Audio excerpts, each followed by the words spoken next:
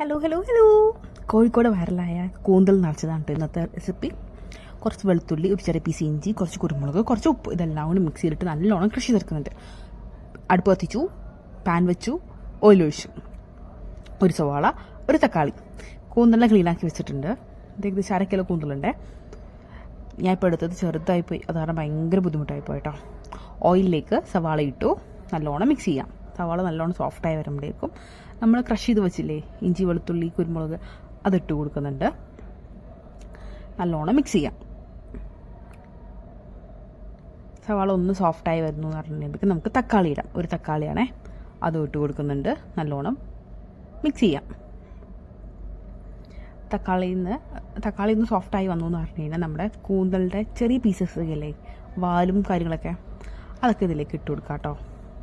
ഇതാണ് നമ്മൾ കൂന്തലിൻ്റെ ഉള്ളിൽ ഫില്ല് ചെയ്യണത്. നല്ലോണം മിക്സ് ചെയ്യാം. കൂന്തലിൽ നല്ല വെള്ളം ഉണ്ടാവും. നമ്മൾ എത്ര കഴുകിയാലും പിഴിഞ്ഞ് വെച്ചാലും അതിൽ പിന്നെയും വെള്ളം ഇറങ്ങി വരും. ആ വെള്ളത്തിൽ ഇത് കുക്കായിക്കോളും. കുറച്ച് നേരം അടച്ചു വയ്ക്കുക. ഇത് ഓൾമോസ്റ്റ് ആയി വരണിട്ടുണ്ട് കേട്ടോ. അതിലേക്ക് പൊടികളിടാം. മുളക് പൊടി കുറച്ചിട്ടു, കളറിന് വേണ്ടിയിട്ട്. ഓൾമോസ്റ്റ് നമ്മൾ ഇട്ടിട്ടുണ്ടല്ലോ, കുരുമുളക് ഇട്ടിട്ടുണ്ടല്ലോ. സവാള അല്ല, മുളക് പൊടി ഇട്ടു, മിക്സ് ചെയ്തു. പിന്നെ വേറൊരു പ്ലേറ്റിലേക്ക് ഒരു സ്പൂൺ മുളക് പൊടി എടുക്കുന്നുണ്ട് കേട്ടോ. കാശ്മീരി എടുത്താൽ അത്രയും നല്ലത്. പിന്നെ കുറച്ച് മഞ്ഞൾപ്പൊടി, പിന്നെ കുറച്ച് കുരുമുളക് പൊടി, പിന്നെ ഗരം മസാല. ഇതൊരു സ്പെഷ്യൽ മസാലയാണ്. ഇതിൻ്റെ റെസിപ്പി വേണമെങ്കിൽ ഞാൻ തരാം. പിന്നെ കുറച്ച് സോൾട്ട്, എല്ലാം കൂടി മിക്സ് ചെയ്യുക. കുറച്ച് ഓയിൽ ഒഴിക്കുക. നാരങ്ങനീരുണ്ടെങ്കിൽ അത് ഒഴിച്ചാൽ നന്നായിരിക്കും കേട്ടോ. ഇത് നമുക്ക് കൂന്തലിലൊന്ന് ഫ്രൈ ചെയ്തെടുക്കാൻ വേണ്ടിയിട്ട് വേണം. നമ്മൾ ഉണ്ടാക്കി വെച്ച ഫില്ലിങ്ങില്ലേ, അത് ഓരോന്നും കൂന്തലിൽ നിറച്ച് വെച്ചിട്ടുണ്ട്. എനിക്ക് അതിൻ്റെ വീഡിയോ കിട്ടിയില്ല, സോറി. പിന്നെ എന്നിട്ട് ഇതിനെ സ്റ്റീം ചെയ്യാൻ വെക്കാം. ഇപ്പം ഞാൻ പറഞ്ഞ കുഞ്ഞി കൂന്തലായിപ്പോയി.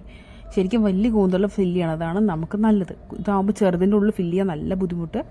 ഇത് വെന്ത് കഴിഞ്ഞാൽ ചെറുതായി പോവും, ചുരുങ്ങിപ്പോവും.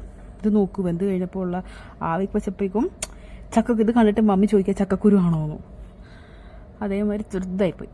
അപ്പോൾ ഇപ്പം നിങ്ങൾ എപ്പോൾ എടുക്കുമ്പോൾ വലുതെടുക്കാൻ നോക്കുക. പിന്നെ നമ്മൾ മുളക് പൊടിയൊക്കെ ആക്കി വെച്ചില്ല, അതിൽ കുറച്ച് ഓയിൽ ഒഴിച്ചിട്ട് ഇതിന് നല്ലോണം അതിലിട്ട് മിക്സ് ചെയ്യുക, ഫ്രൈ ചെയ്യുക. അടിപൊളിയാണ്. ഒരുപാട് ഡീപ്പ് ഫ്രൈ ഒന്നും ചെയ്യണ്ട, ഷാലോ ഫ്രൈ മതി.